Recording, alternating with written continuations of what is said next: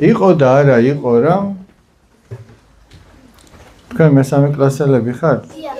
აი წარმოიდგინეთ რომ ესენი არიან მესამე კლასელი ბავშვები ამ გოგონას ქვია ელენე ელენე ხართ რომელიმე?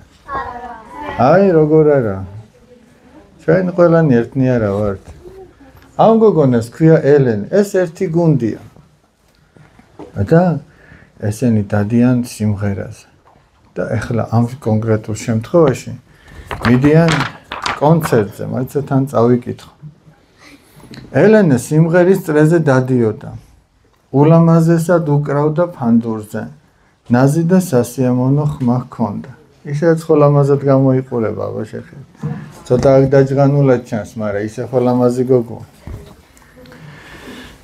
ის ძალიან კეთილი გოგო იყო სიმართლის თქმა უყვარდა და მასწავლებელს ყოველთვის უჯერებდა ხო ეგეთია როცა სკოლიდან მათი გუნდი სიმღერის ფესტივალზე უნდა წასულიყო ატენის ხეობაში ხო იცით ატენის ხეობა ყველა სიხარული და იმედით შეხურებდა ელენეს როგორც მთავარ შემსრულებელს მაგრამ ეხლა ეს ვიღაც რომ მთავარი შემსრულებელია სხვებში რაღაც უარყოფით რაღაცეებს იწევს ხოლმე მაგალითად რას შურს ჩვენი ელენე ნამდვილ კონცერტს მოაწყობს ამბობდა მასწავლებელი მაგრამ სამ გოგონას ნინოს თამარს და სალომეს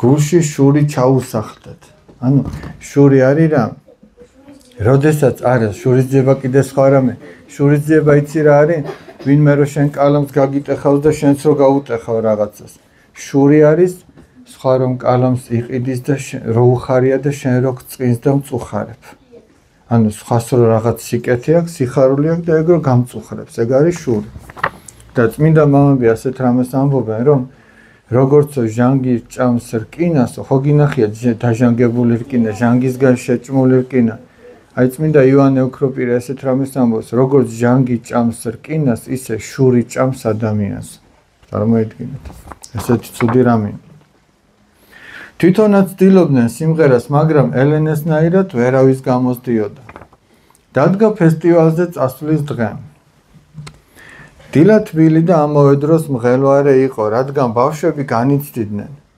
ავტობუსში ზოგი თამაშობდა ზოგი ყურსასმენებით რაღაცას უსმენდა ზოგი ერთმანეთში ლაპარაკობდა ელენე კი როგორც ჩანს ამას პასუხისგებლობის გრძნობა ჰქონდა სხვებზე უფრო მეტად და იჯდა და თავისთვის ღიღინებდა აკორდებს იმეორებდა რომ კონცერტზე სათანადოდ გამოსულიყო ვიღაცამ ნინიმ ჩურჩულით უთხრა თამარს ეს გოგონები ჩურჩულება ეხლა მაგას თუ ვინმე ერთი სიმი გადაუჭრავ მერე ნახოთ როგორ გამოვა ერთი კონცერტზე ეხლა ხო ერთი შეხედით რამხელა უბედურებაა თვითონ ეგ ჩურჩული და ლაპარაკიც კი მაგ თემაზე ჩურჩული თორე ეხლა შეიძლება დაიჩურჩულო და უთხრას ერთმა მეორეს რაღაცა მაგრამ ხო ერთი გუნდია მაგრამ თურმე იქაც შეიძლება ეშმაკმა მოახერხოს და გულში შური აღუძრას ადამიანს ის კი არა კაინი და აბელი ძმები იყვნენ და კაინმა ესე იგი თავისი ძმა მოკლა აბელი ხო მართალია აი მამამთავარი იაკობი იყო და 13 შვილი ყავდა 12 ვაჟი ამ 12 ვაჟიდან ერთი იყო იოსები იოსებიც ესეთი მამის დამჯერი და კეთილი ბიჭი იყო ერთხელ იოსებმა ასეთი სიზმარი ნახა რომ თითქოს მინდორში იყვნენ და ძნებს აგროვებდნენ და თქვენმა ძნებმა თავის ძმებს ეუბნეო ჩემ ძნას თავი დაუკრესო ანუ თავი დაუხარესო და ახლა ძმები შურით აღისვნენ როგორო ჩვენო ესე იგი რას ნიშნავს რომ შენ თაყვანი უნდა გცეთო ასევე კიდე ნახა სიზმარი რომ ზემ მთარემ და ვარსკვლავებმა თავი დაუხარეს და ესე იგი რა მშობლებმაც შენ თაყვანი უნდა გცეთო შენ უნდა მოგემსახუროთო და მოკლედ შეიძულეს თავისი ძმებმა იოსები შეიძულეს და ერთხელ როდესაც იოსები მამამ გაგზავნა იაკობმა გაგზავნა თავის ძმებთან რომელიც ცხარს მწყემსავდნენ იოსები მივიდა მათთან და ძმებმა გადაწყვიტეს რომ მოდიო მოვკლათ. თავისი პატარა ძმა წარმოგიდგენიათ, ანუ აქ რა გასაკვირია ამათ თუ სინის გადაჭრა მოინდომეს, არა ერთი სიმისა. იმათ მისი მოკლა მოინდომეს. მაგრამ უფროსმა რუბენმა თქვა რომ მოდიო რახელს მოგცემ სამისი მოკლა. აი დამშრალი ჭარიო და ჩავაგდოთო შიგო და მე ფიქრობდა რომ ამოიყვანდა და ჩუმად გააპარებდა თავის ძმას გადაარჩენდა. ეს ცოტა გონიერი ჩანდა სხვებთან შედარებით. მოკლედ ისე მოხდა რომ მე ძალიან მოკლედ ვყვები, თუ დაგაინტერესდება ძველახმაში წერია ეს ძალიან საოცარი და საინტერესო ისტორია. მოხდა ისე რომ უფროსი ძმა რო იქ არ იყო რუბენი რო არ იყო ძმებმა ამოიყვანეს ეს თავისი ძმა იოსები და ქარავანი მოდიოდა, აქლემები მოდიოდნენ და ეგვიპტეში მიდიოდნენ და გაყიდეს ეს იოსები. იოსები რომ გაყიდეს ღმერთი იყო იოსებთან. ყოველთვის წყალობდა, ჩვენ ხო გვაქვს გამოთქმა, ღმერთს ებარებოდე, რა საოცარი რა თბილი გამოთქმა. ღმერთს ებარებოდე, მეტი რა გინდა, ღმერთმა თუ ჩაგიბარა, რა, ვინ გაგიტაცებს ღმერთის ხელიდან, ვერავინ. ღმერთი ყველაზე ძლიერია და შენ დაცული იქნები და სწორედ ესე ღმერთის ხელში იყო იოსები. ჩავიდა ეგვიპტეში, ხან რა დააბრალეს, ციხეში ჩააგდეს. ტყუილ უბრალოდ. და საპყრობილეში მან ისეთი მადლი მოიპოვა, რომ იქ უფროსად დაადგინეს. და იქ გაიცნო მან მეფის ყოფილი მსახურები, ერთი მეღვინე თუ ხუცესი, ერთი მეპურე თუ ხუცესი. ისინიც საპყრობილეში იყვნენ ჩაგდებულები. მათ ნახეს ასეთი სიზმრები. ერთმა ნახა რომ ესე იგი კალათა ედგა თავზე და ჩიტები უკორტნიდნენ ამ კალათიდან და ამას უთხრა რომ შენო სამ დღეში გაგიყვანენო გარეთო და ხეზე ჩამოკიდებენ. და ესე ჩიტები დაკორტნიან შენს თავსა და მართლაც ეგრე მოხდა. მეორეს უთხრა შენ გაგიყვანენ აქედან და ისევ მეფის მარჯვენა ხელი იქნებიო. ოღონდ მეც გამიხსენეო რომ უდანაშაულოდ ვზივარ მეფეს მოახსენეო ჩემზე. მაგრამ ხო იცი დალხენილ კაცს აღარავინ აღარ ახსოვს, გაჭირებაში კი უთხრა კიო, მაგრამ მოიხინა აღარაფერი აღარ ახსოვდა და იცი როდის გაახსენდა იოსები? ერთჩვენიერ დღეს მეფემაც ნახა სიზმარი. და ვერ იგებდა რას ნიშნავდა. მოიწვია მთელი ეგვიპტის ესე იგი ბრძენი ხალხი და ვერავინ ვერ აუხსნა. სიზმარი კი ასეთი იყო. ზღვიდან ამოდიოდა ქიწნისში რო აი მოსუქებული ძროხები დადიან, ხო გინახი? აი ასეთი ძროხები ამოდიოდა 7. და მათ უკან მოყვებოდნენ 7 ძალიან გამხდარი მჭლე ძროხა. ამ 7-მა მჭლე ძროხამ ჩაყლაპა ეს სუქანი ძროხები და ისევ გამხდრები დარჩნენ. და ვერ იგებდა ეს რას ნიშნავდა. და გაახსენდა ამ მეღვინე თუ ხუცეს რომ მეო საპყრობილეში ესეთი კაცი გავიცანი მესიზმრები ამიხსნა და ამიხტაო, აი იმიტომაც ავარ ახლა თქვენს გვერდით.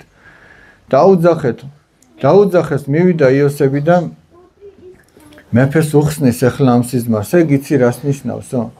ეხლაო დადგებაო 7 მოსავლიანი წელიწადიო უხვად იქნება ხორბალიო. და ამას მოყვებაო დაჯექი ნუიწევ ხმაურს. ამას მოყვება მერე 7 მოუსავლიანი წელიწადიო და შენ რა უნდა გააკეთო იცი მეფეო? უნდა გადაანაწილო ხორბლის მარაგი ისე რომ არც მშიერი არ დატოო ხალხი მოსავლიანი წელიწადის დროს და თან მარაგი ქონდეს როცა შიმშილობა დაიწყება შენ ეს გამოყვებო და მეფეს მოეწონა მისი საუბარი და უთხრა რომ მოდიო მაშინ შენი ყავი მართველი ეგვიპტისაო. გესმით ფაქტიურად მეორე კაცად დანიშნა. როცა ღმერთი არის ადამიანთან, როცა ადამიანი ღვთისმცნობით ცხოვრობს, ღმერთი ხელს არასოდეს არ გაუშვებს. ეს ის. ეხლა აქ რა ხდება? ამათ გადაწყვიტეს ეს შურზე რომ მოვაყოლეთ. ამათ გადაწყვიტეს რომ ერთი სიმი უნდა გაუჭრან. და მოხდა ისე რომ ხო არაფერი არ არის დაფარული ამ სამყაროში რომ არ გამჟღავნდეს. ის კი არის. მაგრამ ესე იგი ნახეთ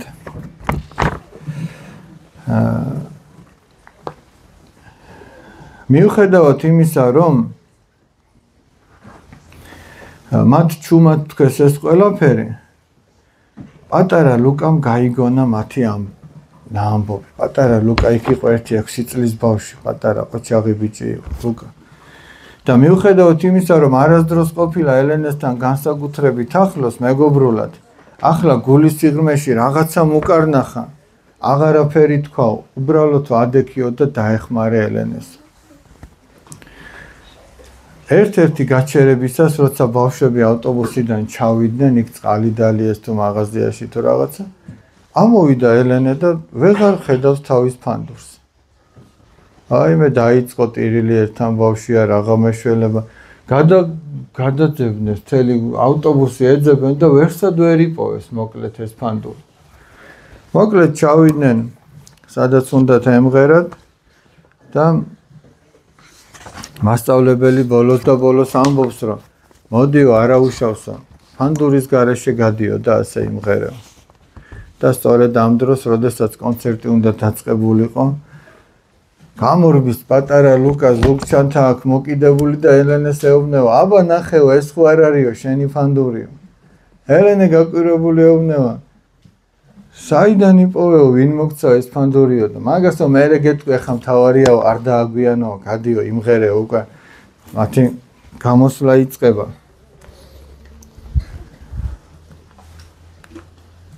აი გაღიმებული ელენე აღარ ტირის. აი როგორი ღიმება შეხედით.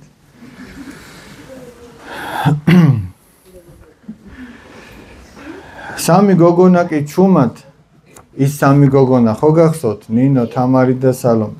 სამი გოგონა კი ჩუმად დაბლა დახრილი თვალებით იდგა და როცა კონცერტი დასრულდა და ყველა სიხარული და ემოცია ჰქონდა, ლუკა მივიდა ამ სამ გოგონასთან და ასეთ რამეს ეუბნება. ჩუმად ეუბნება, რომ არავის არ გაეგონა. ელენეს ცრემლების ყურება თქვენ რა შეგმატებდათ? მართლაც რო დავფიქრდეთ. ელენე თუ იტირებდა იმის გამო, რომ ფანდური გაუფუჭდა, რა შემატებდა მათ? აი შური ეგეთი რამეა, რომ შენ რო ავნო ისეთ ადამიანს, ვისიც გშურს, შენ არაფერი არ გემატება. რა შეგმატებდათ?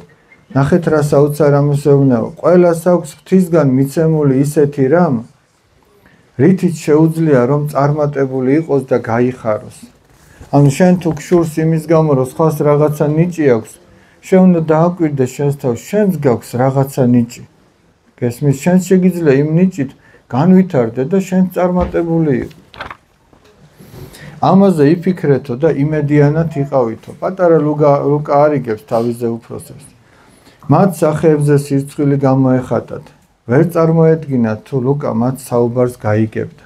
ჩვენ ზოგჯერ გონია რომ ჩუმად რაღაცას ვამბობთ, მაგრამ ის საბოლოო ჯამში ღვთის წინაშეც არ დაიკარგება არც ერთი სიტყვა.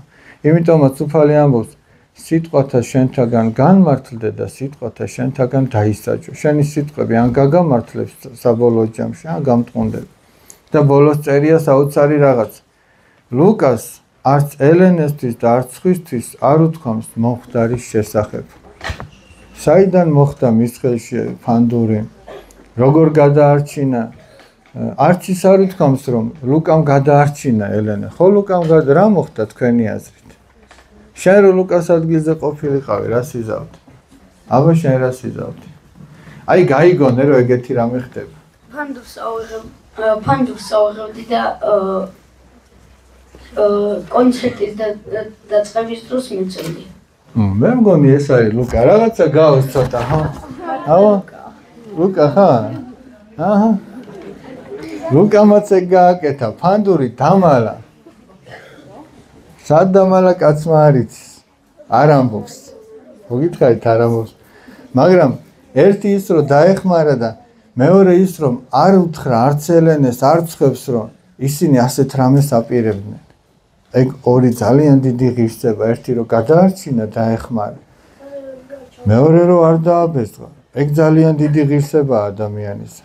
ეხლა რომ გამოსულიყო და ეთქვა, მასწავლებელო, იცით ეს ბავშვები რევს აპირებენ? აი ხო გაფუჭდებოდა ყველაფერი.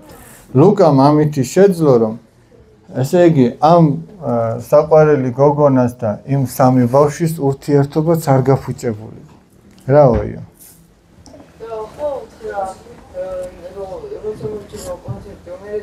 და რა უნდა ეთქვა მაშინ? მე დავვალეო და რატო დავვალეო? აღარ უთხრა. ეგ მაშინ უთხრა, რომ ცოტა გადაატანინა რაღაც ყურადღება. აღარ უთხრა. აღარ უთქვია. ეგრე დამთავრდა. მე დავუშვათ ელენემ შეეკითხა. ელენემ კითხა. აბა ერთი მაშინ რა მოხდაო და აიცა ერთი არამცალია შენთვის ეთქვა და მე ვილაპარაკოთ მაგაზე. აბა ეგრე უნდა ეთქვა. აბა რო ეთქვა რომ იცი აი მოდი მეორენაირად გავაგრძელოთ ახლა და ვნახავთ როგორი უღირსი საქციელი გამოვა. იცი ელენე აი ეს ბავშვები ესეთ რამეს გიპირებდნენ და მე გადაგარჩინე. ხო უკვე ჩანს რომ რა ამაზრზენი რამე აი ეგეთი რაღაცა რო თქვა.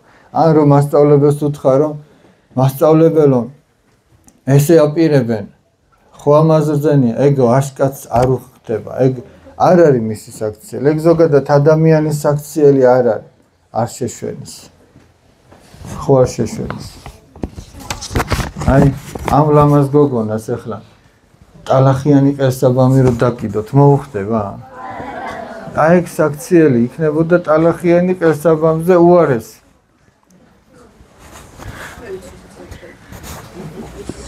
აი ეგ საქციელები ამკობს ადამიანს სინამდვილეში თორე შეიძლება სულ ოქროები ეკიდოს ადამიანს მაგრამ კაპიკად არ ვარგოდეს შემდეგი ერთი ამბავიც უნდა გითხრათ ესე იგი არ ვიცი როგორ გამოვა ეს ამბავი მაგრამ ახლა ცოტა დიდებზე ვთქვათ აი ახლა ჩვენ რაზეც ვისაუბრეთ ბავშვებო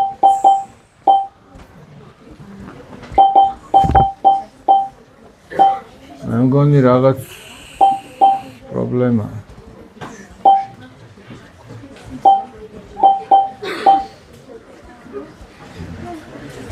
სულ ერთი წუთი ნიკო ერთი რა მოგეწონათ არა სტუმრებს კითხოთ იმიტომ რომ ჩვენ მაინც ყოველთვის ერთად ვართ აბა შენ რას მე ის მომეწონა რომ ბიჭუნა მარ თქვა და არ უთხრა გოგონას და ისინი არ დააბესხა ვინც ფანტური მოპარა შენ გენაცვალე მადლობა აბა შენ რას იტყვი მე ანუ ზღაპარიდან მომეწონა რომ ბიჭი იქიჯა და გაიგონა რომ უნდა ფანდურის ისინი გადაეჭრა და რომ დაუმალა და შემდეგ მისა აი ახლა დააკვირდეთ ერთ რაღაცას ბავშვებო მოიცადეთ ერთ რაღაცას დააკვირდეთ აბა მე ის მომეწონა ამ ბიჭში რომ იმ გოგოს ცრემლები არ უნდა თავის სახეზე დაენახა კი ბატონო ეხლა შეხედეთ რას აკეთებს ეს ბავშვი ქვას აგორებს თიდან ხო მართალია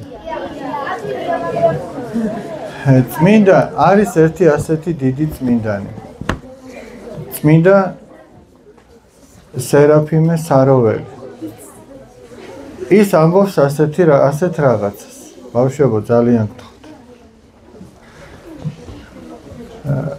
ამა თუ იმ სათნოებაზე ლაპარაკი ანუ ჩვენ ახლა რაზეც ვლაპარაკობთ რომ ეს მოგვეწონა ეს კარგად გააკეთა არ დააბეზღა დაეხმარა ამაზე საუბარი ისეთივე ადვილია როგორც მთიდან რო ქვა დააგორო ხო ადვილია რა უნდა და ახლა ხო ვილაპარაკეთ რა ძნელი იყო გაგვიჭირდა ამაზე ლაპარაკი აი მთიდან რო ქვა დააგორო ეგეთივე ადვილია მაგრამ ის რაზეც ჩვენ ვისაუბრეთ ის რომ შეასრულო აი ესეთივე ძნელია რომ ეს ქვა აიტანო იქამდე ისე რომ ჩვენ ახლა კი კარგად ვიჭიკჭიკეთ ჩემიდან დაწყებული თქვენი დამთავრებული მაგრამ იმის შესრულება რაზეც ახლა მე ვილაპარაკე რაზეც თქვენც ვილაპარაკეთ აი ესეთივე რთულია ეს ქვა რო აიტანო იქამდე თუმცა შეუძლებელი არ არის რთულია მაგრამ ღვთის შემწეობით ეს შესაძლებელი იცი როდის არის შესაძლებელი ღმერთი როდის დაგეხმარება როგორ გეხმარება ღმერთი როცა ადამიანი ახსარებას ამბობს ნანობს იმას რაც შეეშალა მე ღმერთი ეხმარება და აკეთებინებს. დაუშვათ ერთხელ რაღაცა დაგენანე და ვერ აი სიძუნწე გამოიჩინე. შენ თუ იმას ახსარებაში ამბობ და იტყვი რომ მამო მე შევწოდე იმით რომ აი ეს დამენან. მე ღმერთი მოგცემს ძალას და გააკეთე. ბავშვებო, ეგრე არ ივარგებს. თუ იმისთვის ხარ თქვენ რომ არ თქვენ მოусმინოთ და არ ცხებს, მაშინ ძალიან გთხოვთ რომ დაგტოვოთ და ეზოში გახვიდეთ. და თუ გინდათ რომ მოусმინოთ, ჩვენი გულის კარი ყველასთვის ღია. თუ ეგ არ გინდათ, მაშინ ჩვენ უბრალოდ ვერ მოგცემთ იმის უფლებას რომ ამდენ ბავშვს იწვალეს და მოვიდნენ ბავშვმაც და მშობელმაც და თქვენ რაღაც ამაში ხელი შეუშალოთ. მაპატიეთ რომ ამას ვამბობ, მაგრამ მე ნამდვილად ეგრე იქნება, თუ კიდე შენიშვნის მოცემა დაგჭირდა. მერე თუ გინდა გეწყინოთ. თუ გინდა არ გეწყინოთ. უკვე თქვენი ღირსების ამბავი. აი შეხედეთ. ესე იგი, ჩვენ შეიძლება ადვილად ვილაპარაკოთ რაღაცაზე, მაგრამ იმის გაკეთება ძნელია. მაგრამ ღმერთის შემწეობით ის შესაძლებელია. მიხდით რაზე ელაპარაკ. მოდი ახლა ერთი ამბავიც ვთქვათ. თქვენი სახარებაში ეს ორი პატარა ბავშვია. გაბრიელი და ლუკა. აი, ჩვენი ლუკა. თან მეგონით მე ცოტა მიუგავს. გაბრიელი და ლუკა. ეს პატარა ბავშვები ერთად დაიზარდნენ და ოცნებოდნენ რომ გავიზრდებითო. მოდიო თითო სახლი ავაშენოთო და იქ მერე ბედნიერად ვიცხოვროთ. ოღონდ ორივე ერთნაირად შრომის მოყვარი არ არის. ერთ ცოტა გაძრომა უყვარს, ცოტა იოლი გზების პოვნა უყვარს. მეორე უფრო მეტად შრომის მოყვარია და ნახეთ ახლა რა ხდება. ნახეთ რა ხდება. აი გაბრიელმა გადაწყვიტა რომ თავისი სახლი კლდეზე აეშენებინა. ეხლა წარმოიდგინე სახლს რო აშენებ, ის უნდა ამოთხარო, საძირკველი უნდა გაუკეთო, აი ბეტონი ჩაასხა, ხომ მართალია რომ მყარად იყოს. ესეც თხრის, აქ ამოთხრა გაცილებით ადვილია, ხომ მართალია ქვიშაა და უცბად ჩააჭობ ბარს და ამაიღებ ქვიშას და აქ ძალიან რთულია. მაგრამ ნახეთ რა ხდება, ამან უცბად ააშენა სახლი. ძალიან მალე შენდება ამის სახლი. ეს კიდევ ძალიან წვალობს. მეზობლები ამბობენ რომ ეგ ალბათო კაი ხნის მერე ააშენებს. ალბათ ლუკა უკვე კარგი მოხუცი იქნება, შვილიშვილები ეყოლება, ეგრო სახლის შენებას დაამთავრებს. მაგრამ გაბრიელმა იცის სახარებიდან ასეთი სიტყვები, უფლის სიტყვებია რომ ვინცო ღვთის სიტყვას ისმენსო და ასრულებსო ღვთის სიტყვას. აი წეგან რაზეც ვილაპარაკეთ, რომ არ უნდა დააბეზღო და უნდა დაეხმარო. თუ ამას ისმენ და შენ ასრულებ, ესე იგი შენ კლდეზე აშენებ იმ სახლს. ოღონდ ეს კლდეზე აშენება ისეთივე რთულია, ის ქვა რო აღმართში აიტანო. ხო აკავშირებთ არა, პარალელები გაავლეთ. და ვინც ღვთის სიტყვას მოისმენს, მაგრამ არ შეასრულებს, ის სახლს აშენებს ქვიშაზე. შეიძლება უფრო მალე ააშენოს, გარეგნულად ადამიანი უფრო მალე დაემგვანოს, მორწმუნდეს, მაგრამ შინაგანად არ იყოს ეგეთი. მერე რა ხდება? გავიდა დრო, ამანაც როგორც იქნა ააშენა მყარი სახლი კლდეზე, გავიდა დრო და იყო აქ წყალდიდობა. წვიმა მოვიდა, ქარიშხალი იყო. რა დღეშია ლუკას სახლი? ეს კიცნიში არ ხდება, შენ არ ხეინათ იყავ. ეხ სხვა ლუკა. რა დღეშია ლუკას სახლი? წაიღო წყალი. აი ვინც მეტი იშრომა, იმის სახლი დარჩა. ანუ აქ რაზეა, იცით, ეს ჩვენა ვართ, ეს ანუ ადამიანი თუ ცდილობს რომ ღვთის სიტყვა შეასრულო, შენ ცხოვრებაში შეასრულო, არა? შენ უკვე განსაცდელის წინაშე მყარად გახარ. მე გაჩვენებთ ერთ პატარა ბიჭუნაზე ამბავს, მე მოგიყვებით. რომელიც ესე იგი გარეგნულად ჩანდა რომ ყოჩაღი იყო და ესეთი, მაგრამ მე განსაცდელის წინაშე რო გამოჩნდა რომ ცოტა გაუჭირდა. აი მაგალითად. ეხლა შეხედეთ. ბოლოს რა ხდება? აი გაბრიელმა თავის სახლში შეიფარა და უთხარო, მოდი ჩვენ ხო მეგობრები ვართ, ძმები ვართ, ერთად არ დავიზარდეთ. და ერთად ვიცხოვროთ. განსასწრების წინაშე მორწმუნე ადამიანი მტკიცე რჩება. არის ერთი ასეთი შემთხვევა. ერთ კაცს ყავდა მოწაფე. ცეკვა გიყვართ? ძალიან გიყვართ?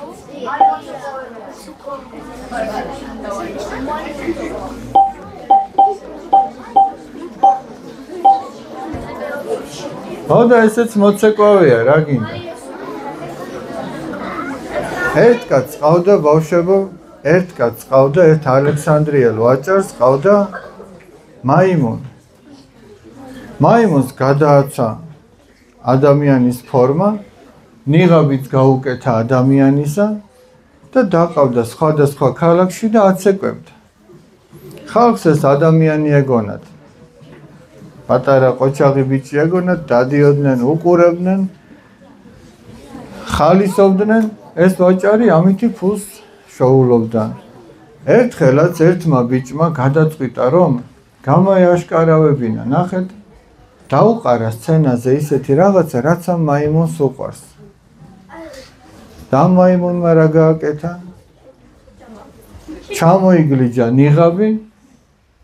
ჩამოიგლიჯა ნიღაბი და მივარდა ამ ტკბილეულს.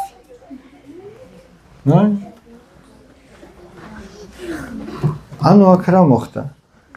ის შინაგანად ხო ადამიანი არ იყო, ხო მაიმუნი იყო.